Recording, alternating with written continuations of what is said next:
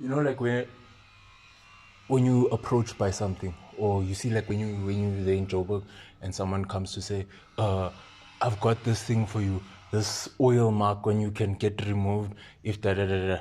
That's part and form of temptation, because you have to remember that once someone tempts you on something, and the minute you feel aroused by that temptation, it's already the open door. Now you're already putting your one foot into the door.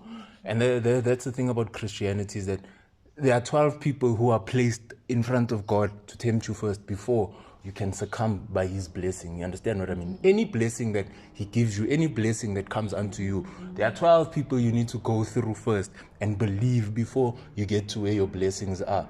So now, if you were the type of person in the world who wasn't listening, wasn't doing all those things, you think you'll even pass the first disciple before you even get to number 13? You understand what I mean? And sometimes in life, you get the number one because he knew God, because he didn't even need to get close to God to touch his seams. That means he's of God. You understand what I mean? So even him, he can make you think that, you know what, you are now in God's presence, you are now in God's realm. They'll even make you live 90 years. Obviously, us as normal mere humans, we all know what God's angels are doing to those who are sinning on earth. That's why sometimes in life, it's better to stop sinning on earth, because you are not God. You don't know what had happened in the beginning. You understand? All that it says is that there were 7 days. It doesn't say what happened on Monday, what happened on Tuesday. We just know that God made man on the 7th day, the final thing to be made. What he did to test if man will survive on earth, what he did to test if plants will survive, what he did to test if anything will survive in this world,